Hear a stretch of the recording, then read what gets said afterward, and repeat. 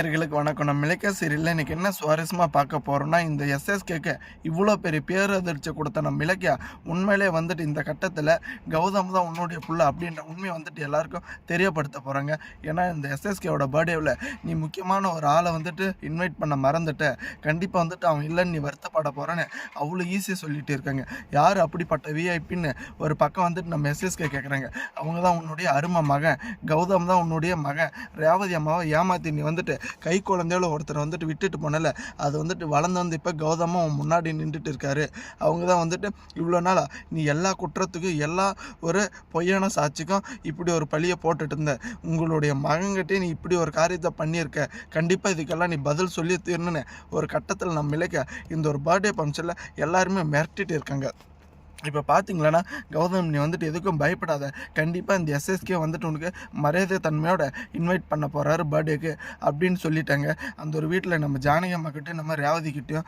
ஆனால் இப்போ பார்த்தீங்களான்னு உண்மையிலே நம்ம எஸ்எஸ்கேவுக்கு கௌதம் தான் என்னுடைய புள்ள அப்படின்ற உண்மை தெரிஞ்சது உடனே வந்துட்டு கௌதமுக்கு இன்வைட் பண்ணி, கௌதம் எங்கே இருக்க, என் வீட்டுக்கு வா, எனக்கு பர்த்டே ஃபங்க்ஷன் அப்படின்னு நம்ம எஸ்எஸ்கேவும் சொல்ல போகிறாங்க.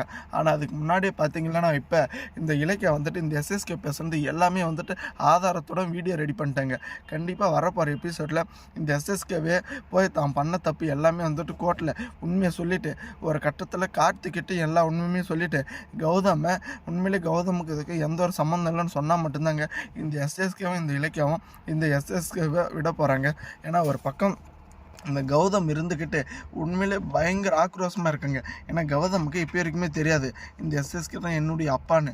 ஆனால் இருந்தாலும் கண்டிப்பாக ரேவதியை ஏமாத்துறது இந்த எஸ்எஸ்கே தான் அப்படின்ற உண்மை தெரிஞ்சிருச்சுங்க. பல நாள் திருடம் ஒரு நாள் வெளியே வருவாங்க. இந்த எஸ்எஸ்கே இவ்வளோ நாளாக வந்துட்டு யார் கண்ணுக்குமே தெரியாது, அந்த ரேவதியோட புள்ள வந்துட்டு எங்கேயோ இருக்கான் அப்படின்னு நினச்சிட்டு இருந்தாங்க. ஆனால் இப்போ பார்த்தீங்களா அது கௌதமாகவே இருக்கணும் கொஞ்சம் கூட எதிர்பார்க்கல. தேங்க்ஸ் ஃபார் வாட்சிங். இலக்கிய நேயர்களுக்கு மறக்காம உங்கள் கருத்துக்களை கமெண்ட் பண்ணுங்கள்.